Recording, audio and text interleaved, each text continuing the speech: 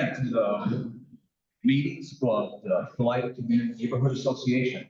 Thank you very much for attending. There is a roster that's being passed around.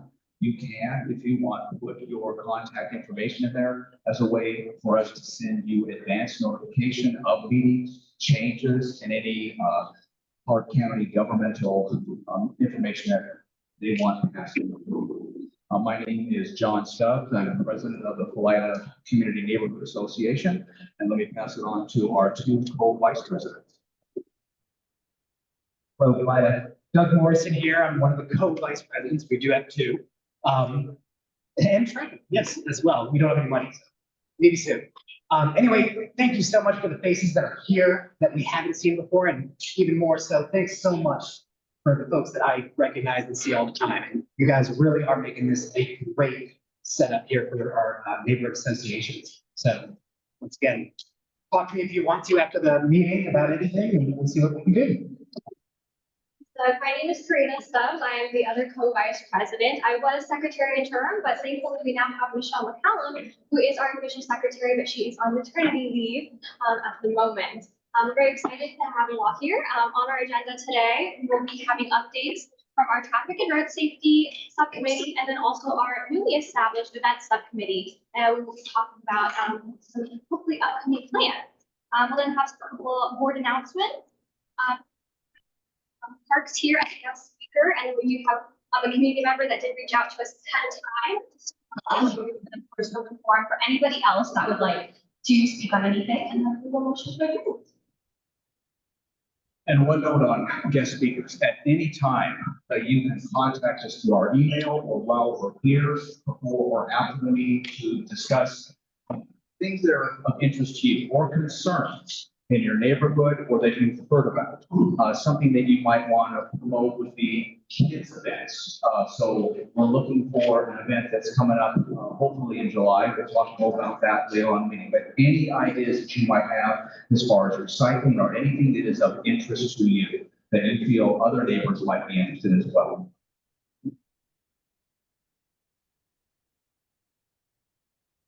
Brandon? So Brandon's going to go ahead and speak on our traffic and road safety issues.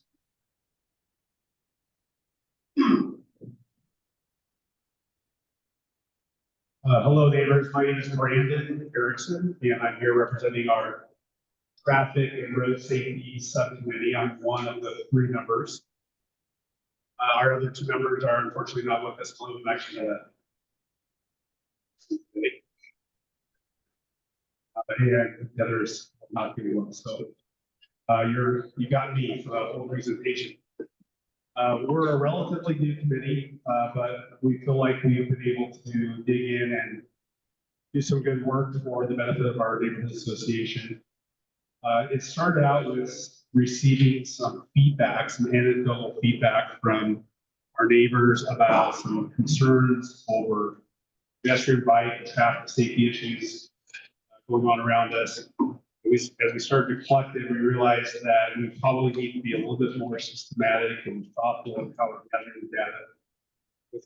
We were going to then act on it, and we want to make sure that we have a full representation of everyone's feedback. So what we did is we developed a survey, and it was an open-ended survey. We asked everyone to identify 2 areas of concern and identify the location and what kinds of issues they were seeing at those locations. And they could identify them as being a pedestrian, a bicycle, or a traffic issue.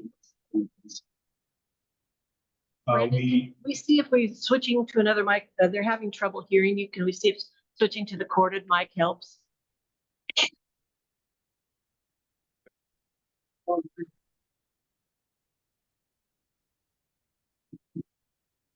Yeah.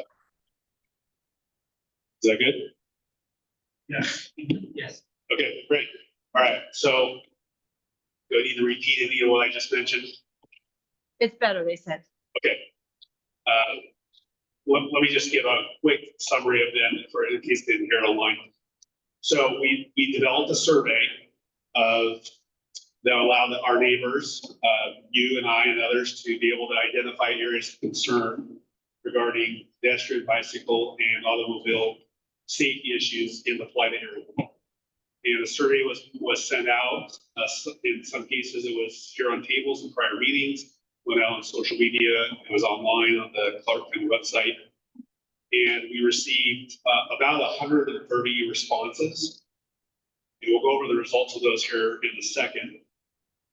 But it's been very insightful. The idea was to be thoughtful and systematic in the information that we were gathering, and to be able to use that and be able to represent that we went through a purposeful process, that the concerns that we were presenting backed up with survey results. Can we go to the results? So the results are, maybe you can scroll up just a little bit, because one of the main areas is To make it longer, maybe. Does that help? So we have the results separated out by traffic, pedestrian, and safety. And as you're going to see, there's overlap. That same areas where there are traffic concerns, there are also pedestrian, bicycle concerns. I believe this is the, just scroll down just a little bit. I think this is the, this is traffic. So going left to right there, I'll back up. So what you're seeing here is a heat map. So every one of these little dots represents a location that was identified in the survey. And then we graphed that information so that we could visualize where the areas of concern were being concentrated. Going left to right or east to west on this map, you can see there's a high concentration of concern on 119th Street. So that's going from almost down by Hazelville Avenue west over to approximately Lakeshore 36th Avenue. Got a country store in that area. And then going up and down or north and south, we're there on 36th Avenue up to about Bliss Road. There are some legitimate other concerns outside of those two corridors, but that's where the majority of the concerns are identified in the survey. If you could advance through to the next map, please.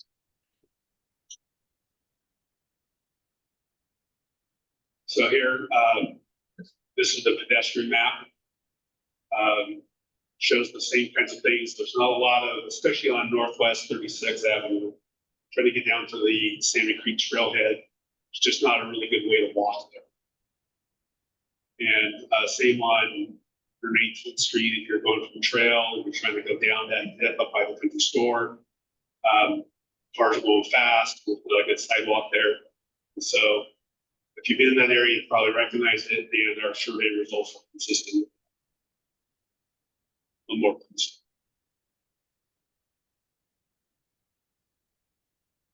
You can advance it to the next one. There you go. So this is the bicycle map. This is showing the results of the survey with bicycle concerns. Again, same areas, Northwest 36th Avenue and 119th Street. So there's consistency in what the survey was telling us. We have some safety concerns and almost transportation, walking, biking, automobiles on those areas. In terms of intersections, these three zoom ins show that one of the intersections that has the most concern, I think that's 118th Street, 21st Avenue, which is actually right over here in the right direction. Right outside by Felida Elementary School. Any questions about the results before I go on? Yes. Was time of day studied or mentioned or what have you? This is just throughout the day that people had concerns in those areas? So the question was, did the results reflect time of day? The survey did not ask for time of day. It asked for the top two locations. What's your top concern? What's your next highest area of concern? And is that area related to pedestrian, bicycle, and automobile concerns? And then describing what the nature of the concern was. So it was open-ended, but it did not delve into time. You have a question? We both realized we hadn't seen this survey. I would have looked.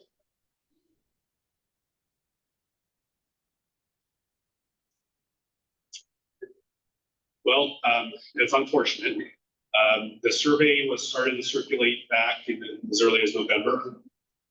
I think there was a link to it in the state postcards that announced the meeting. What's that? In January. It was on the Clark County Next door. website for our neighborhood association. It is, okay. So it's still available. Data can still be accumulated. We're trying to, we wouldn't discard the information, but we're trying to move to the next phase of making use of the information. And it was also put out on social media, like on Nextdoor. There's links to let our neighbors know that now to use them. Any other questions? There is one from online. Is there an overlay for accidents, auto, pedestrian, bicycle? I'm sure that information is available. We did not have access to that information. Probably have to come from Sheriff's Department. The Sheriff's Department did an outstanding job about providing the types of stops, where the stops were made, throughout the Felida Community Neighborhood Association. And they did provide that at one of our earlier meetings, so we can get that out to you as well. We just have to go back through the minutes to see where that overlay is, but it would be similar to what you have already seen up here. If you're kind of wondering, how much bang to your buck as far as tax dollars, at the time of the request for the information, there was over 5,500 stops within that time period, within less than one calendar year. So the Sheriff's Department, the Sheriff's Department team as a whole does do everything they can and more for what tax dollars they are receiving. Now, that doesn't mean that they have unlimited resources where they can respond to every different types of things, similar to an emergency center where it's going to be some level of triage. So through your participation in events like this and requesting more information, you can get more attention to your particular concerns.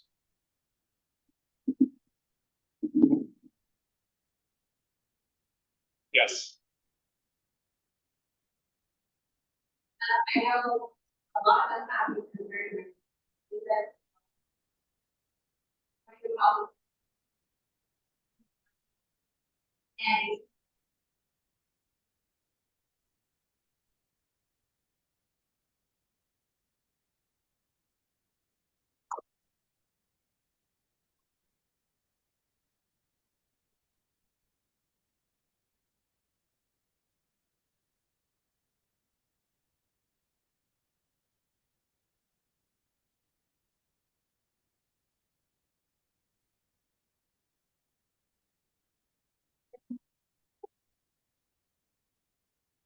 no, we found out.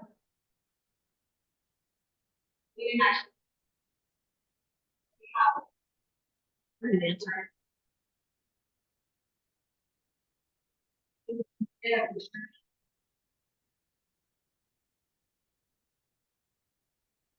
Let me answer that. Sure. I have a response, but I'm gonna let Marilee respond first. Hi, I'm Marilee McCall. For those of you that don't know me, I'm Marilee McCall. I'm the Clark County Neighborhood Outreach Coordinator. Public Works is going through a process right now where they're putting that program in front of the county council. It's been through a work session process. It is going through some of the neighborhoods for review at this point in time. And if the county council approves it, then we will have the same process through the county that the city does, where the neighborhoods will bring forward proposals for grants, and then they'll have a ranking system, and they will award grants throughout the year to the neighborhoods for different traffic calming projects. So we're really excited about this because it's been being asked for 20 years. It's been a long time. So it's very exciting. Okay.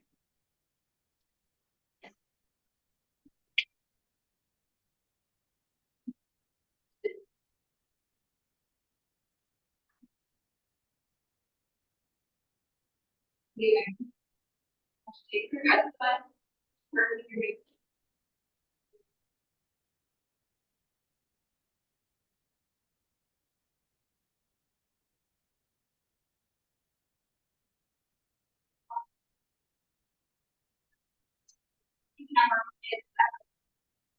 Kids, the neighborhood kids, we just try.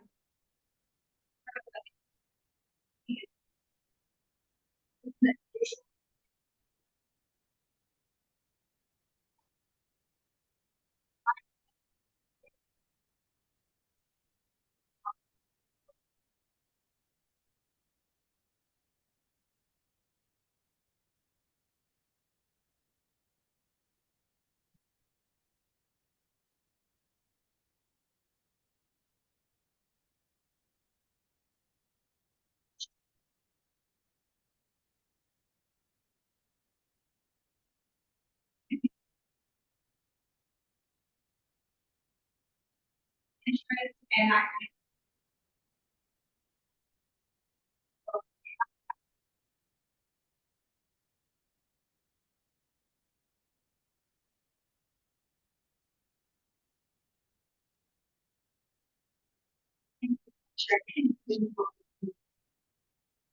Those are great comments. Thank you. Did you have anything else to do with that? Not at this time. Do you have a question? Yeah, some of these areas that you're defining as, safety issues, I feel a lot of these areas have inadequate lighting. Late in the day, like if it's dark, and like light one night, it's terrible lighting. Yes. Your road is terrible lighting the way it is. And I've lived here for many, many years, and I've always wanted to see better lighting. So you can see the children, you can cross, you see on lights, on lights, cars. If they do something about the lighting situation, in fact, I have to call this car, I have to call Public Works all the time, because the lights on my road constantly on the south side of 122nd Street are always out. And I'm the only one that ever reports them that they're out. Then within 7 days, they have to work. So I know that a lot of these areas have inadequate lighting. That would make a big difference safety day. And, That's a good comment. Well, I will say you and my wife do that.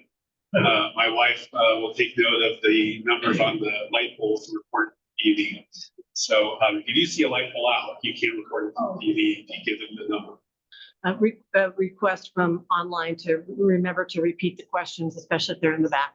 And this was a comment about lighting and the dark Yeah, streets. the question or the comment was that in addition to concerns over safety regarding pedestrians, bicycles, and automobiles, there's also concerns over lighting as well. I will add that, so the question then is, well, what do we do with this information? And that's the next step. So we're moving forward with what to do about this. So a couple things are in play. So first of all, this has received some attention from some other organizations who want to make use of the data. They've asked for the raw data. We're going to be sharing that with them. So that is going to hopefully spur some action. We also are going to be working with the Clark County Clark County Pedestrian Bicycle Advisory Committee, and also with the Parks Advisory Board. Actually, I happen to be a member of that. The Parks Advisory Board is interested in pedestrian bicycle safety because we want people to be able to get to the parks, get to trailheads safely. And one of the main issues was access to the west end of the Sand Creek Trail. So we have the attention, we have the support of the Parks Advisory Board, we have the support of the Clark County Bicycle and Pedestrian Advisory Board as well. And we're sharing this information also with others. Actually do something with this, it's going to take some funding. The funding is going to be predicated upon the need, and the need is demonstrated by the service. Any other questions or comments? Yes. Deputy Wilmington, bushes, trying to pull out onto a street and the side street, there are bushes where I can't see and I have to go way out. Just to make sure there's no. So the comment was that bushes can obstruct views and make it true. If you haven't already made that comment in the survey, as you can find the survey, go to the Light Neighborhood Association page on the Clark County website, find the survey, fill it out. Thank you. Yes.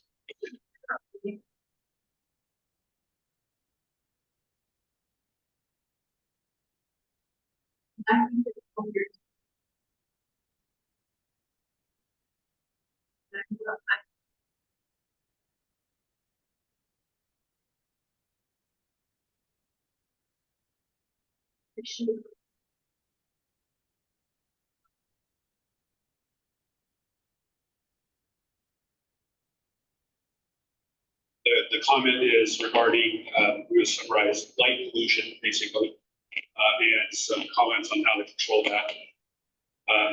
So I believe that a lot of the light fixtures, the street lights, are controlled by Clark Public Utilities.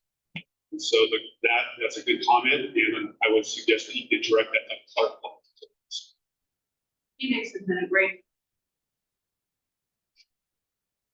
Yeah, so they're the ones who will take care of a light if it's out, and they're the ones who control that issue. Any other comments or questions? Yes.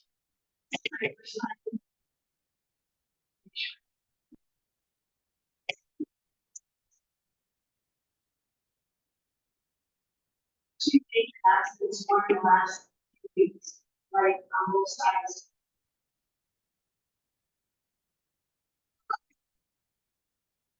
Yeah, we live here. We saw what we did as far as parks. Roads were being taken away. And so now, I'm glad that we're looking at this, because I'm seeing cars going by at speeds of 55 and 60 miles per hour.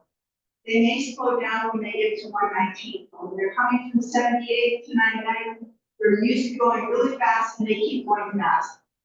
And I'm trying to cross the street, where we see people trying to cross the street to take their dogs and kids to the park that's behind our house. And it's very, maybe I'm late to this conversation, but I just wanted to let you know that I'm seeing this every day. They're just getting fast. Yeah, you're not alone. Thank you for that comment. You're not alone, that this is a growing concern. Survey results reflect that, which is why I'm trying to take it seriously, and we're going to make sure that this data gets shared in accurate. Is Lakeshore Avenue, was that intended to at some time become like a major thoroughfare to Ridgefield? Like, we need to take a stance to try to say, hey, use I-5 instead of our road to the court. Yeah, I've lived here for 30 years. There's been a lot of growth. I don't know if that was ever the intent, but it's evolving into that. It's being used that way. If you play north, south, the planning commission and the board.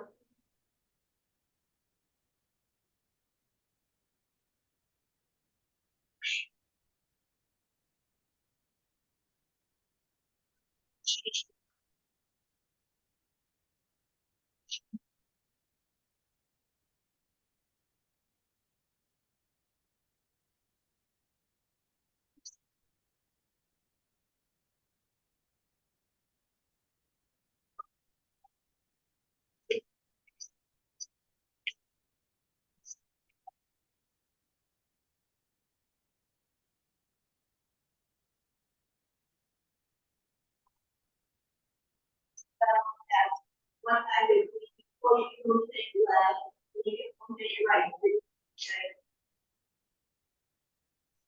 That habit,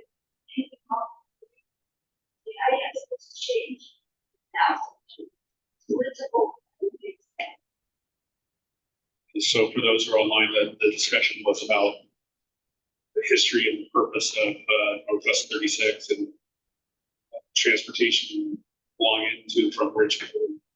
How that's evolved. Yes. I don't know how many of you know.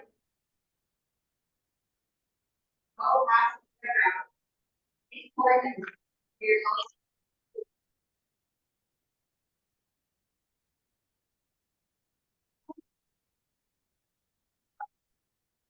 How is it on?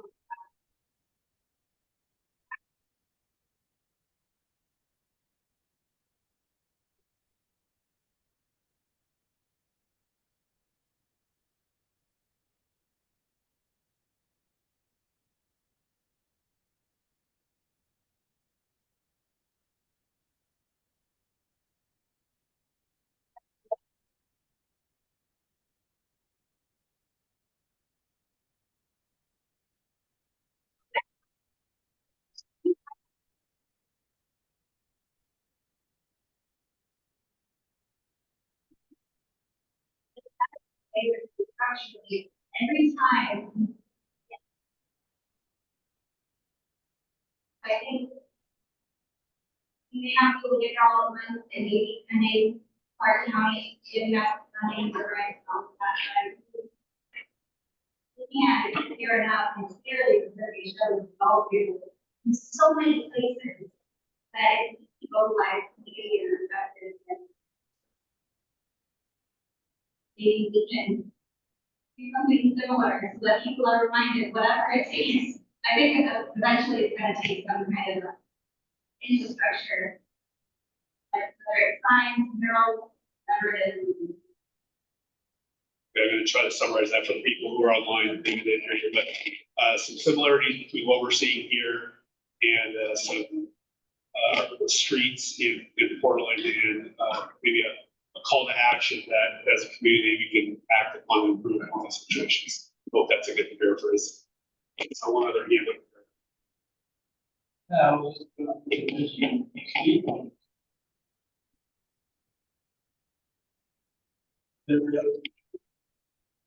Yeah, so the comment was speed bumps. I think all of all of the mitigation to address these concerns is going to take some form of funding, and it's going to require the community to get involved. So our purpose in the survey was to provide data, be able to represent that we've got grassroots information. Not just just the 53 people have thought this up. This is or hand-picking anecdotal information. We went out and we surveyed our neighbors. We have reliable information that backs it up. And as I understand, other neighborhood associations have taken note of these efforts and trying to do something similar. So information is power, and we've got to be able to present information in order to get the funding to address these issues.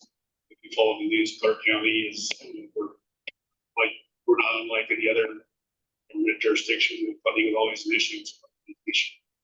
So we need to be able to demonstrate the need and survey all of this. I want to speak on this because I live off North 2nd Street, which is the road, Light Park. We have speed bumps and it's definitely supposed to be. That's even more of speed bumps. Not just lighting, speed bumps. Speed bumps, sidewalks, bike lanes, all those things would address this. So what we're hoping is that with this information being presented back to our county, Public Works then will take that. They've got the traffic engineers, and they've got to get funding for all this, and then they'll hopefully find the most efficient, cost-effective, and effective solution to address these things. Yes.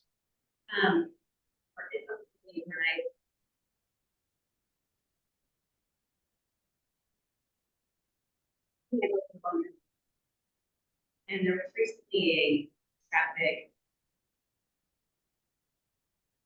monitor. And I didn't know if you guys cover like.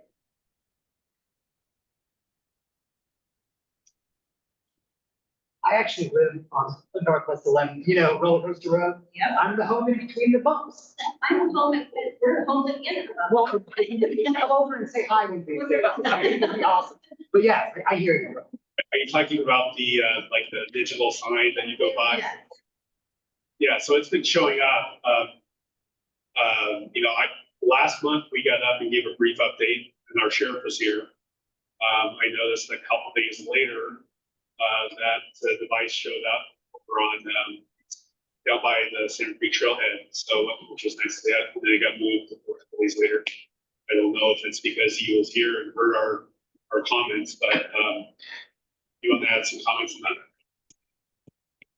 I also live right around over there, so I do know what you're talking about, and I know it did show there when I was sitting waiting to turn, there were people that were testing as fast they could go. Definitely not going the speed limit. We do not have that data, the most recent data. We definitely request it. It was not us that put it there, but it, like Brandon was saying, it easily could have been the sheriff hearing our concerns and kind of helping decide where that would get put to help them collect the data in those areas.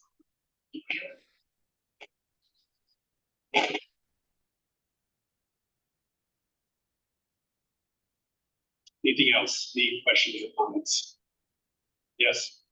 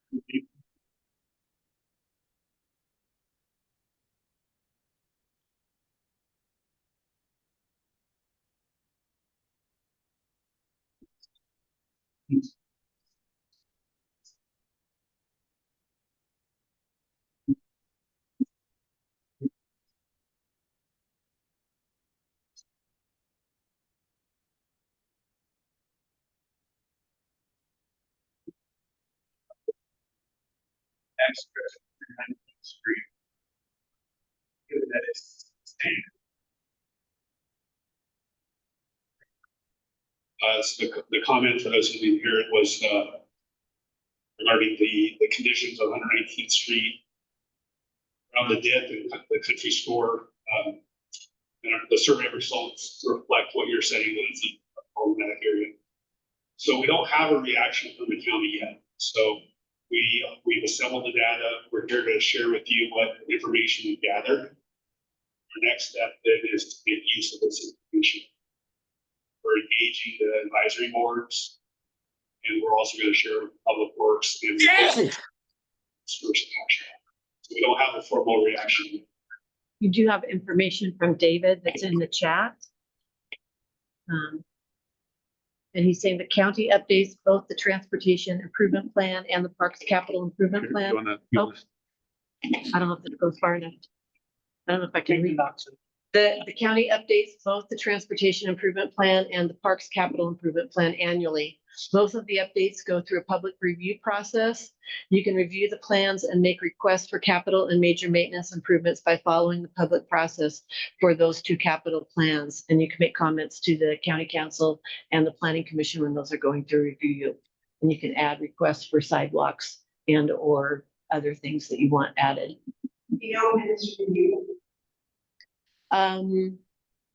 David, do you know, is there a standard time that those go through for review? Is it always in March or April or?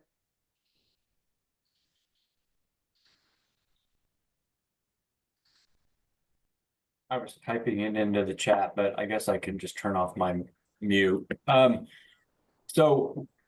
We go to Planning Commission for review of our draft capital plans, generally in September, October, with adoption by council in October, November. It just really depends on agendas and schedules and requests. But the best time to get involved would be early in the process, because that's when we're putting together the drafts. By the time they get to planning commission, it's almost a concurrency update. And we wouldn't necessarily, and neither would the transportation capital planning manager make tweaks to the plan at that point. I could put in the chat my email for the Parks Capital Plan, and I can put Christopher Carl's email in the chat for the Parks Capital Plan. And if you want to be involved in the review process, just send an email requesting to be added to the list of people that receive updates on the capital planning process, and you'll be added to the list of people who would receive an update, a draft, notices of public meetings, because we have hearings. We open a public comment period for 30 days every year to have our plan reviewed, the Parks Capital Plan. So again, I'll add those email addresses to the chat. Okay, I'll get that onto my calendar and then I'll just send it out to all of the neighborhood leaders. Yeah. Did you want to go on to the next? So we're out of your time. I would just say that one thing that I think that's working in our advantage is that the two areas that are of highest concern are around schools, also around traffic. So we have the benefit of advocates for school safety and park access. That would be an ally for us in trying to get these things.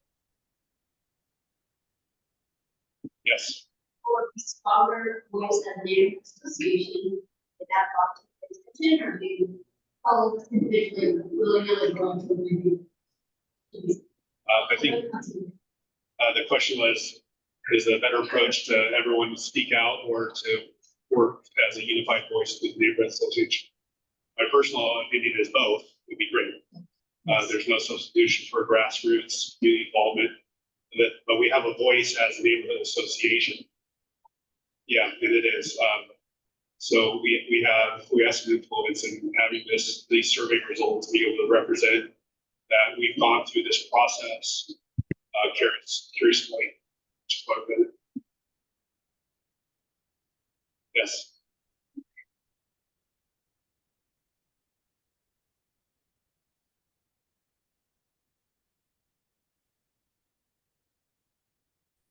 Someone programmed about.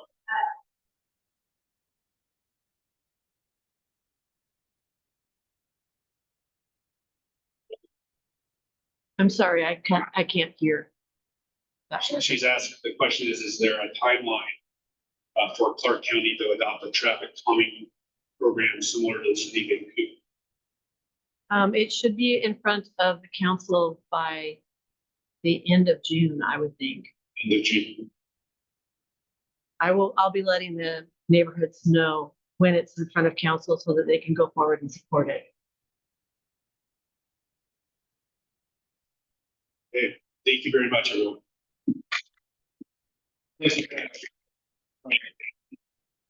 I had a phone call today with Michelle Belcott, and she was indicating, because of her connections, that there's a possibility that there could be some funding for crosswalks, lighted crosswalks. Maybe you activate it by hitting a button or something else like that for areas around the school. And so we might, with her help, guidance, might be able to get some traffic calming devices in when the rest of the project has to be postponed till final approval. Next would be Karina Stubbs, Co-Vice President, talking about events. So while Marilee pulls up a little slideshow I made, one of the very exciting things that we wanted to do with the Neighborhood Association starting back up is to make sure that we did do some events for the community. And so we are planning to do our first community event, a picnic in the park. We're shooting for July to make that happen. There you go. So here's our overview. We're planning a fun-filled community picnic in early to mid-July. This event will bring neighbors together with food, local businesses. We're hoping live music from our high school bands. and prizes. And we want to make this a very special day for everyone. So our timeline, of course, is today to make sure we make an initial announcement about it. And we want to receive feedback and ideas from you all. We then will work through the months to secure a park location in coordination with our county liaison and parks representative. And then all through April, we'll be accepting community ideas. We'll be reaching out to Felida businesses and other community partners, deciding on what activities we can have there. And then, of course, our email open for you all to send us information on what businesses are your favorite that you want to see there. If there's any thing that you really want to have be a prize, if you want to donate anything, be great, and then you can let us know that. In May to June is really when the bulk of the work will happen, where we are continuing to build our events subcommittee team, which we just got voted in at our last meeting. And so any people that want to either officially join as a chairperson or just a temporary volunteer for this one event would be really, really helpful to making this happen for us all. We'll be doing volunteer outreach, mostly through students in the area, and then of course any other community members that want to volunteer their time for this event. Deciding on activities and prizes and all those things. And then of course that day of event will be where we really need the help through the community members. So definitely where we need the help is finding out what activities and games we should have. Our president John did reach out to a company that he's connected with that does bounce houses. So we are already in the works of getting that secured. So is there anything else? Of course you can answer now if something comes to mind, or you can send us an email. And then what local businesses, what Felida businesses you think should be highlighted during this event? We'll have booths and stuff where they can pass out either free stuff or have stuff at discounted prices for everybody. And of course, like I said, volunteers will definitely need help setting up. We want a check-in table, continue to get people to add to our email list that helps us stay in communication with everybody, clean up during the event, and of course after the event. Is there any comments or questions at this time on this? Anything that you kind of hope for a community event or even future community events? This is going to be our very first one, so it'll be a bit of a trial run to see how it goes. We haven't decided yet. Throughout the rest of March, we'll be working with parks and our county liaison to decide on the best location for an event of this size. It's been several years. You said this was your first time here. So the Felida Community Neighborhood Association was just activated in August of last year, and it was inactive for quite a while before that. And so I don't have an exact date for you. I'm sure if I went online, I could, but it has been several years. I would assume it's pre-pandemic. Thank you. Anything else? Any ideas? I would just say, please talk to your neighbors, think on it, and send us an email if you have anything. Yes, thank you for bringing that up. We've been getting lots of emails from community members about the 4th of July children's parade that used to happen. And something that the board was talking about was that in addition to the picnic in the park, that we might do a short children's parade that would end in the park somewhere in that area. If the community thinks that's going to be a good idea.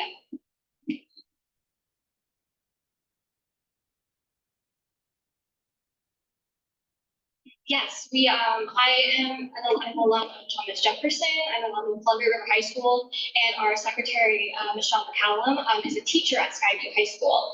And so we will be in connection with all of them to get their bands to come and perform live music for us.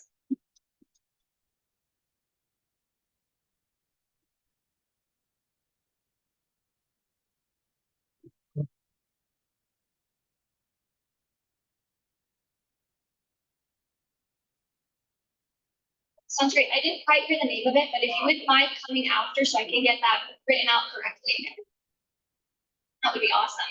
Yes.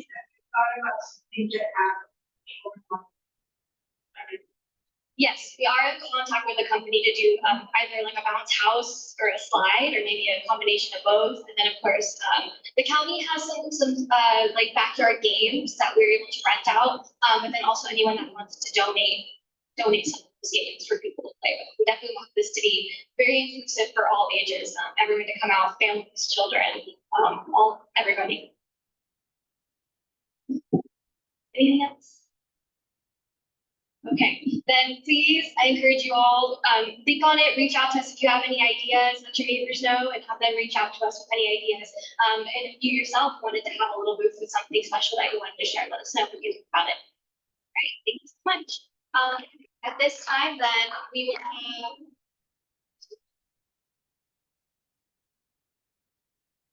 So at this time, then we will have some, do you have anything else you wanted to present, John? Yes, okay, perfect. Then we will have an open forum now for any community comment. We do have Doug here, who's the first on our list. What? David's been waiting. Does he does have? Yeah, David has a presentation. Oh, he does. Okay, perfect. Yeah. Okay.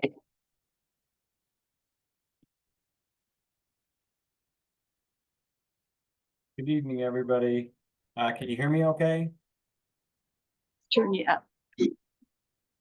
I have a slideshow that discusses the Parks and Nature Capital Plan that I could go through, that it's more of an overarching presentation about our current capital plan and what some of our larger park projects are over the next 6 years.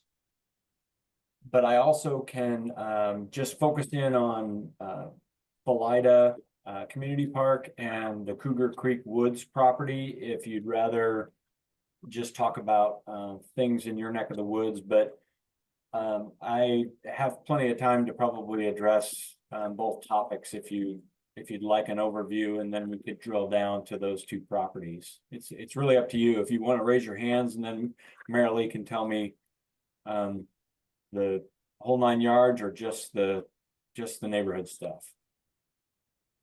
Whole 9 yards. Maybe start with the neighborhood stuff.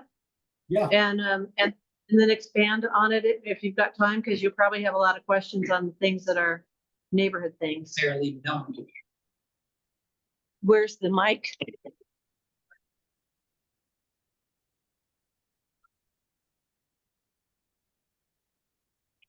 Oh, you're gonna have to use the mic to broadcast me better. The folks online say it's great audio, and of course in the room it's not great audio. Yeah. So let's see if I can figure out how to share my screen on this different format here.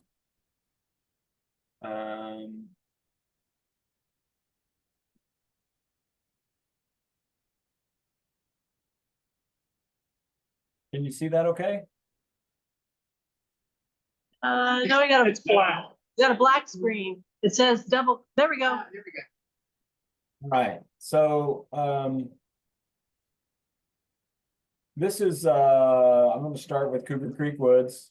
I'm getting quite a few questions on this because we continue to be out in this park property doing things. We've been installing fence this year. We've done some minor site grading to facilitate some additional perimeter fence on the south side of this property. This is a 10-ish acre community park parcel that we own that's on Northwest 16th Avenue south of 119th. And this park was a master plan for this park was started in, I think, like 2012 by a landscape architect that was hired by a neighborhood group. I'm assuming it was the old neighborhood association. And this concept graphic is dated Christmas Eve 2015.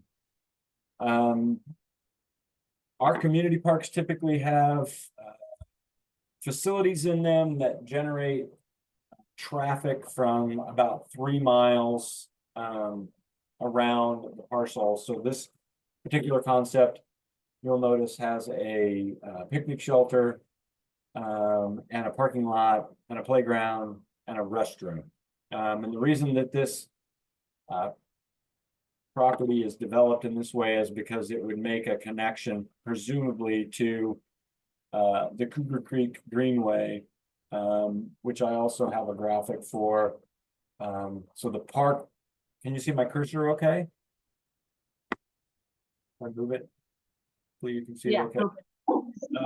The parcel for the park is off to the west here, and the trail, this little brown line here is the trail that connects the upper part of the park to the lower part of the park, and then this gray line, this gray dash line, is the dirt trail right now that we envision someday developing into a more durable surface, either asphalt or gravel, and then working with the Clean Water Department and the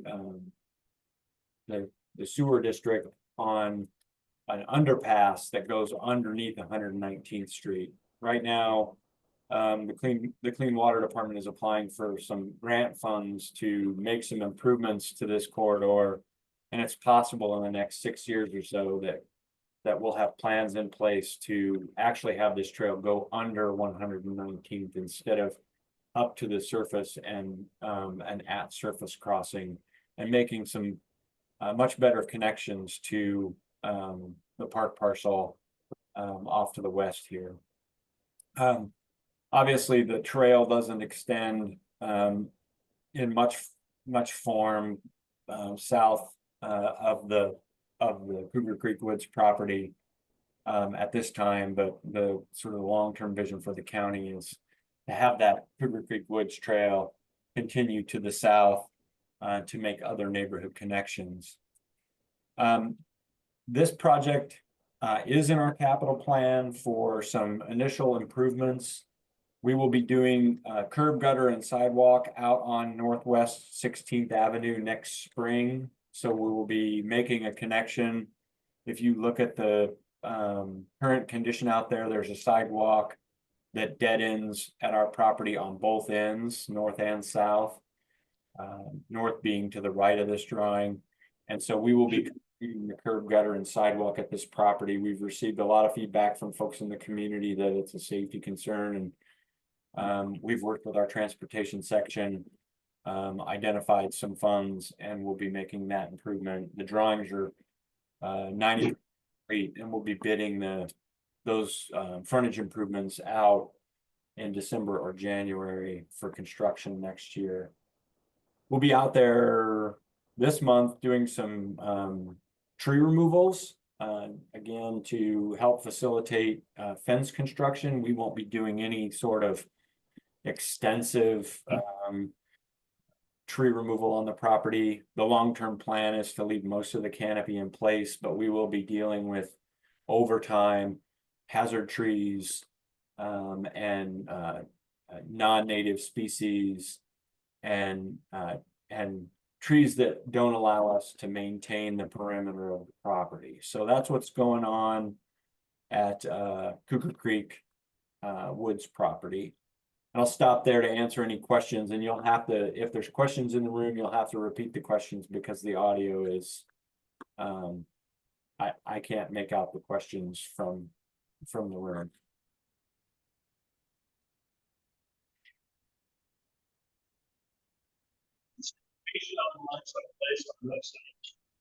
David, is this information online?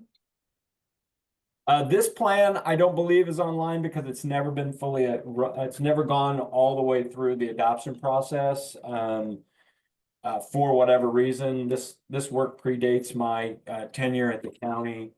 And I don't know why that the planning work stopped, but we will be picking the planning back up on this project in 2028.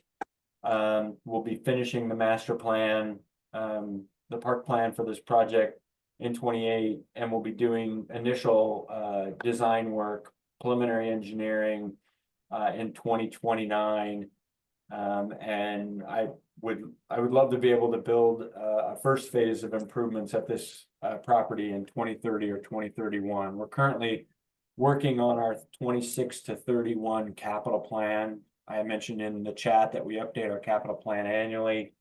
I would anticipate seeing funds for actual development of this property in that capital plan, either in 30 or 31.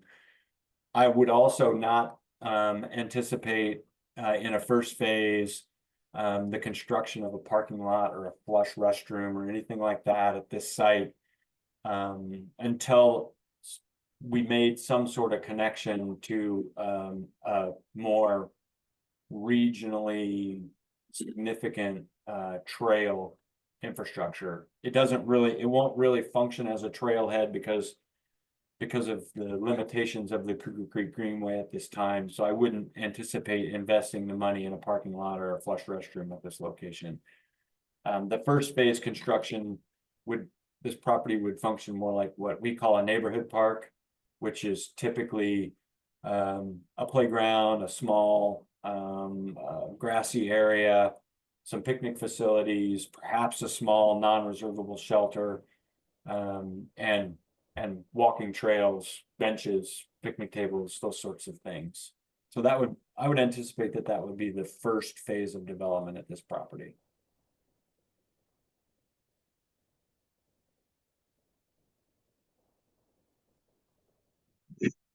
Yeah, I'm not seeing any questions. Did you have? They want to confirm the time. Timeline. Just reconfirm it. The timeline he said was 2028 planning design, picking up in 2029, 2030, 2031 building. So the timeline of this event, you're looking anywhere at the start of it in the next 2 years. And then major or development in the next 4 years. Yeah, so it would be master planning, typically finishing a park plan. And I would anticipate going back through the full public process because it's been almost 10 years since we've done it's been 10 years since we've done anything on this. I would start pretty much over on the planning process. It takes about a year to get through the planning process and then a year to get through design and permitting. And then a neighborhood park project takes about 6 to 9 months to develop. That's why we decided to go ahead and do the frontage improvements well ahead of time because of the pedestrian safety issues that the gap and the sidewalk created.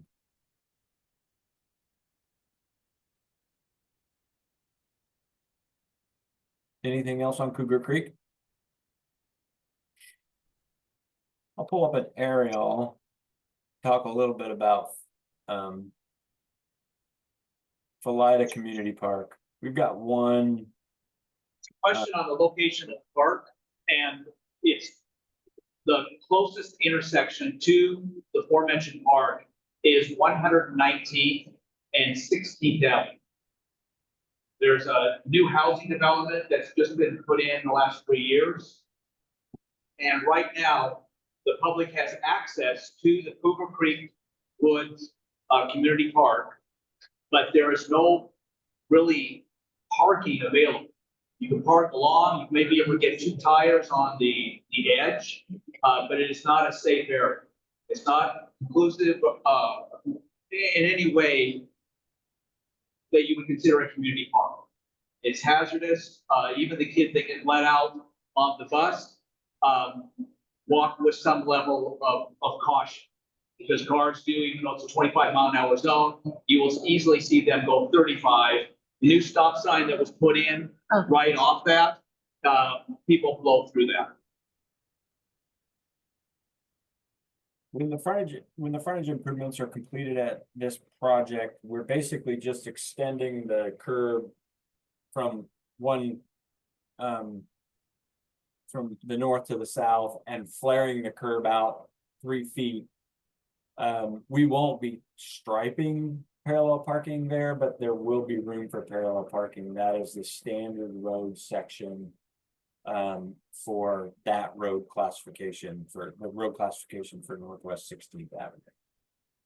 So there at that point there would be in theory safe shoulder parking for this site, and the sidewalk will be attached at this location.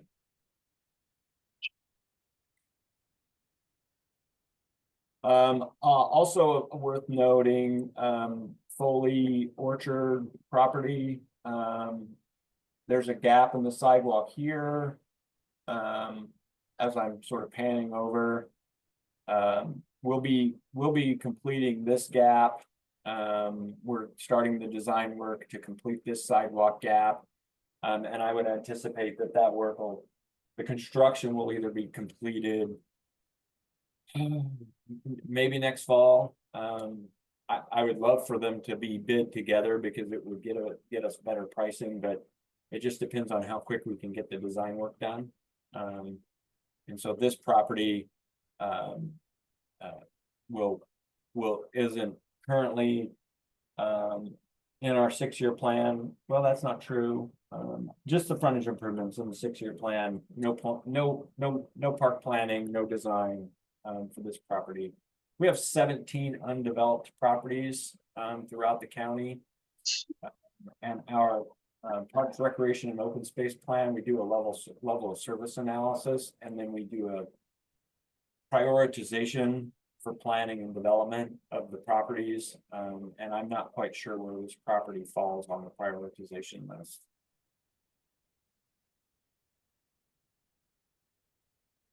Hey, David, thank you for the update on the Cougar Creek. The only thing left though, I think, is we need to, we'll need to get back with you on, That's fine. the paving thing that you, I'll touch base with you tomorrow regarding the paving that you were talking about in the chat, so that we make sure that we are scheduling the picnic, not when you're doing the paving work. So Yeah. I'll touch base with you tomorrow regarding planning for those reservations. Thank you very much, David, for all of your. We can work around the picnic. I just need to know the exact date. All right, I appreciate that. Thank you so much. Okay, we're already 5 minutes past our planned adjournment, but we would like, for those of you that have been patient and want to hear a little bit more, we have public comment and inputs or any ideas in the first person.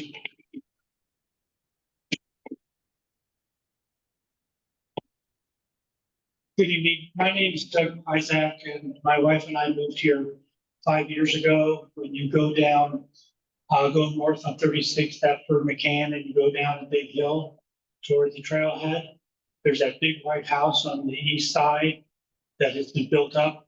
We're one of the new homes there, and we absolutely love it. Love it. Felida is such a great place. It's one of probably the best places we've ever lived. Before and after our marriage. Anyway, if I'm down there and I have couple of suggestions that I'd like that projects to be done that I'm giving to the community association. And I want to introduce it to you tonight as just an FYI, because it's only in the very first idea stage right now. One of them is when you go down 36th Avenue and you get to 137 halfway down, that's where that big huge ugly brick mailbox was that was destroyed by a drunk driver last year. From that corner of 137 down to the second telephone pole is owned by the county roads department. From that second telephone pole down to the trailhead is maintained by the county parks department. And as you go down, you'll see that the parks department, they come out once every month or every 6 weeks and cut the grass, and it's all green and it's wonderful looking. The southern part from up at the intersection on down, the roads department only comes out about 2 or 3 times a year to mow down the weeds. It's dead and it's alive. What I want to do is the parks and the road department to merge or say, we'll trade you this or trade you that. So the parks department takes care of the weeded area and turns that into greenery too. That's number one on my list to help the beauty of Felida and make it look more manageable. The next one is a change in how, a little bit about the trailhead. When you walk across down the path, going across over the Salmon Creek Trail, there's those steep railroad tie steps down to the creek that's used as a input and output for canoes and kayaks. It is very steep. It is, when it rains, it's very slippery. And anyone older than 50, it's dangerous. One slip and you're rolling down the hill into the creek. And I have a much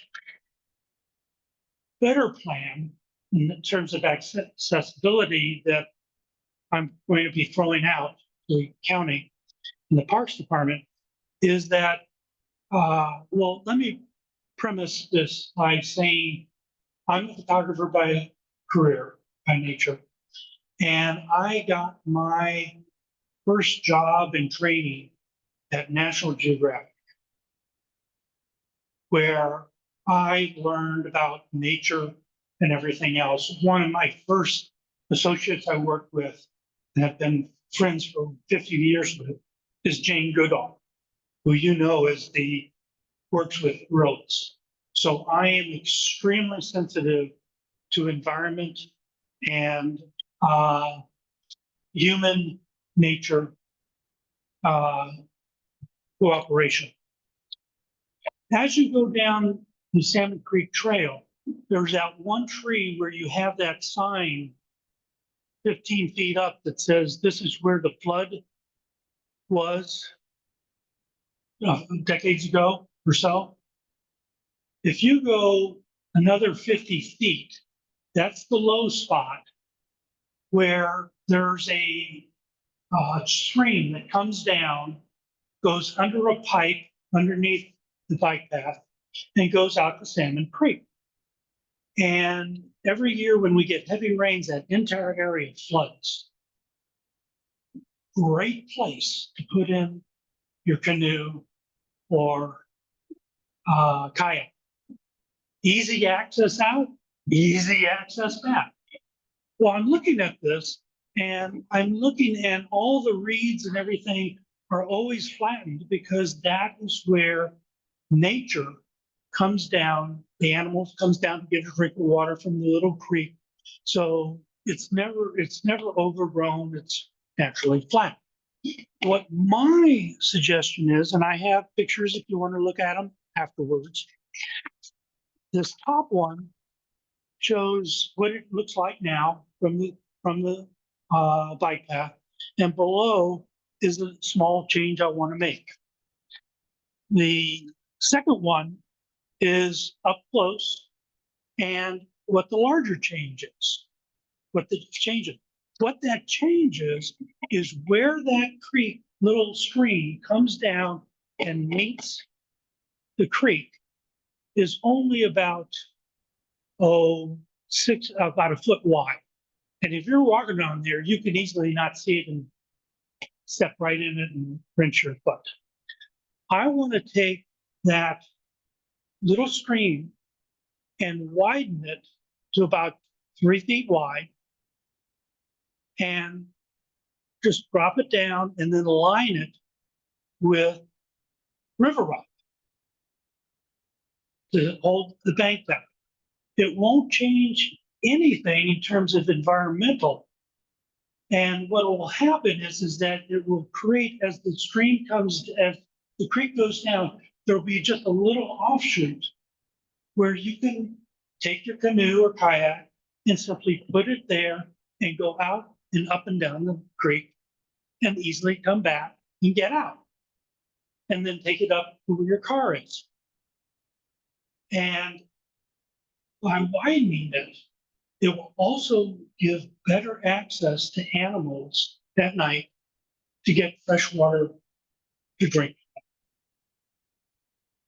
It's easier, it's safer, and it will, from what I've seen, I've been out there at night. I live right there and I look out and I see what's going on. And it'll just make access to the creek for recreation. And it's only going to be wide enough for canoes and kayaks, no rowboats, nothing else. But it'll give a far safer access to the creek so people don't have to take their life in danger and break a leg rolling down those steps. Any questions about that? Yes. Speak up.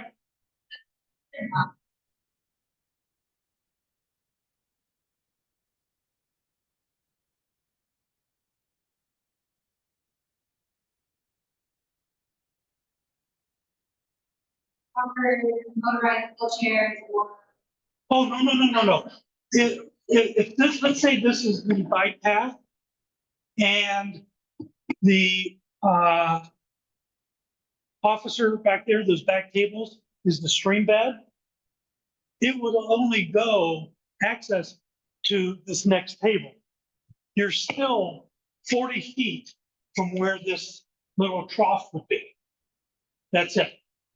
And when you go out there, you'll easily see where it is. You won't stumble and snap your ankle on it. Okay? Any other questions? Yes. People do that for kayaking. Yes and no. Never seen. Oh, I have. Well, the thing is, if it floods, you'll see kayakers with our cars out there with kayaks going down to where the flood is for easy access. During June, July, and especially August, Cougar Creek drops 5 feet. So you go out, you can't get a canoe back, or you can get in, but you can't get it back out. But that stream that has cut its way through it, it is 5 feet deep. All I'm saying is and this would have to be done in August at the low tide. Widen the banks of where that little creek is, throw in some river rock as protection, and then as the creek goes up and down, you always get a very shallow access point going in and out. And that's it. And especially in the summer, animals can't get to that creek water except only right up by the path.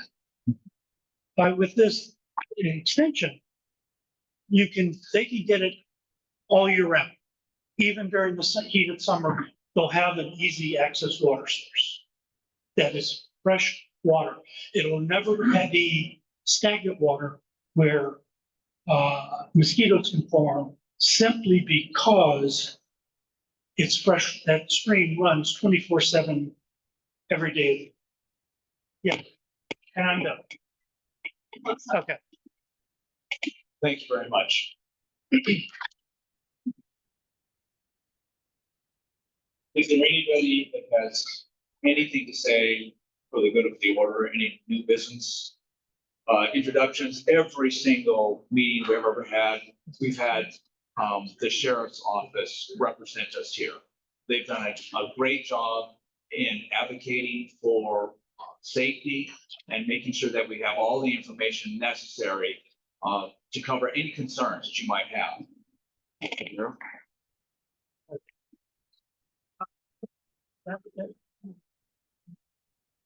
So you guys haven't met me, there's no reason to lie. Introduce myself, I'll try to be as short as possible. The sheriff unfortunately likes to make these meetings and couldn't attend, he's out of town. So he asked me to attend, his only directive was don't embarrass again. So I will do my best. If I do embarrass him, please don't tell him. If I haven't, then please let him know that you're happy with me being here. My name is Chad Rothenberger. I'm the enforcement branch chief of the sheriff's office. What does that mean? The hierarchy of the sheriff's office is the sheriff, we have an undersheriff, and we have 3 chiefs. I'm one of those chiefs. I'm kind of a big deal. Right? But I ultimately oversee the enforcement branch. So all the deputies out there dressed up in a costume like this, they're my responsibility. They're part of my branch. Like I said, I was just asked to be here. We weren't asked to present, so I don't know have anything planned. So if you've got some specific questions or questions about what the sheriff's office is doing, issues in your neighborhood, please feel free. I will stay and answer questions for as long as possible. Either be up here on the mic or stay as long as everybody would like me to be. So we can't stay any longer, so I can stay on the parking lot and answer questions as long as you want me to. But if there are any questions you guys have, I'll be happy to answer a couple real quick before they kick us out. Okay. We appreciate you stopping by. No, we are happy to be here. We love coming, and we appreciate your guys' input, and willingness to work with us, and help us out as well. Yeah, I saw that, you had a request to contact our county commissioners. Yes, for staffing, yes. Yes, for Yes. staffing. I forgot to do that. That's still okay to do that? It is, and if you need, I've got about 20 copies of the flyers, back at the table with me, and I can answer, I don't know if it's big enough for everybody here, but, yes, we are and have struggled with staffing for forever. But also in the flyer, it'll tell you compared to the average staffing for sheriff's offices across the state of Washington, we're 147 deputies short of where we need to be. And currently our staffing is, we're fully staffed at we're budgeted for 177 deputies for sworn positions in the agency, which includes all of our administrative staff. Or not, excuse me, all of our administrators. Like me, I'm a sworn deputy. I get to wear the costume, but I'm really not out there taking calls, right? So yeah, so we're about half the size of what we really need to be quite honestly an effective sheriff's office for this community. So we've got the flyers, contact information. I'll be happy to hand this out. Why are you happy? That's all the county commissioners get budget for. That's all we're budgeting for. We county commissioners and county manager make the budget. You know, they give us our allowance and we spend it. So simplified version. Yes. Second. Thank you guys. Thanks. Have a great day.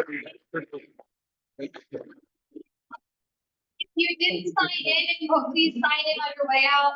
Also, there was a notebook that got passed around. If that could be brought back up here, that would be wonderful. Thank you so much. Thank you for everybody that attended online as well. President, yes, okay.